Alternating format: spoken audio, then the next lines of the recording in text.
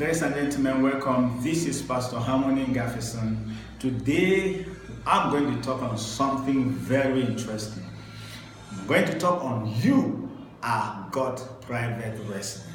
You are God's private resident. What was God's eternal plan? Why did God create humanity? Why did God create man? He created man so that he can come and live in man. God's desire was to look for a resident, and he decided that you and I will become his resident. You know, the drama of the tabernacle and the temple of God in the Old Testament is a description of the human life. You know, the temple in the Old Testament was divided into 3 compartments. We have the outer court, we have the holy place, and we have the holiest of holiest. Now, the holiest of holiest has to do with the spirit of man. The holy place has to do with the soul of man. And the outer court has to do with the body of man. And we all know that the Ark of the Covenant, which symbolizes the presence of God, was placed in the holiest of holiest. And that holiest of holiest has to do with the spirit of man.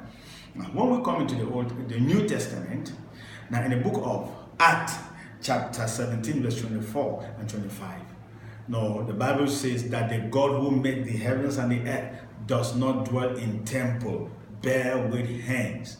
So the temple that God needs to dwell in is the human body or the human life. You know, and in 1 Corinthians chapter 3 verse 9, it said, we are workers together with God, and you are God's building. You are God's building. The house of God. It's not a building that has been built with bricks and blocks. You are the house of God. You are God's private resident.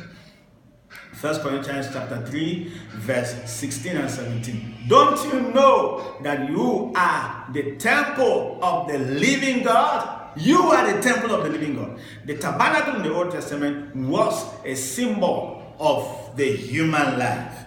The tabernacle was divided into 3. Man has a spirit, man has a soul, man has a body. The tabernacle has the holiest of holiest, the holy place, and the outer court. And the Bible says, 1 Corinthians chapter 3, 16 and 17, don't you know that you are the temple of God and that the Spirit of God lives in you? How do you take the temple of God and mix it with harlotry, with fornication and prostitution?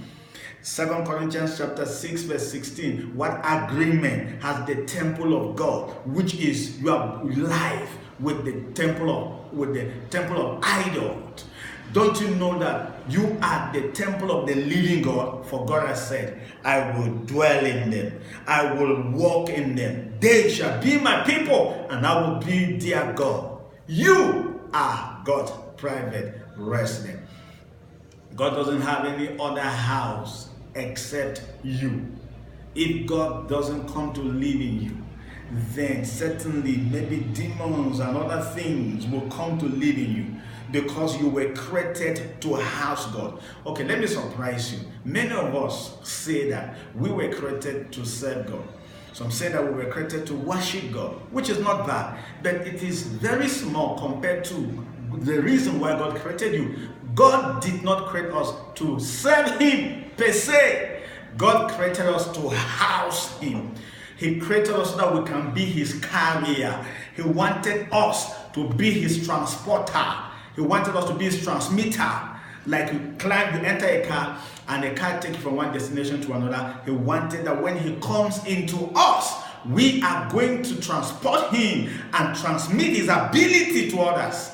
You are God's private resident. If God doesn't live in you, then who is in you? Certainly demons, certainly sicknesses, certainly diseases. But that is not why God created you. He created you to live in you. That is why 2 Corinthians chapter 4 verse 7. We have this treasure in earthen vessel, so that the excellency of his power may not be of us, but be of God. God lives in us. God created us to be his resident. I am God's private resident. He lives in me as my all. You are God's private resident. Thank you so much. I am Pastor Harmony NGAFEESON. We will meet again next time. God bless you.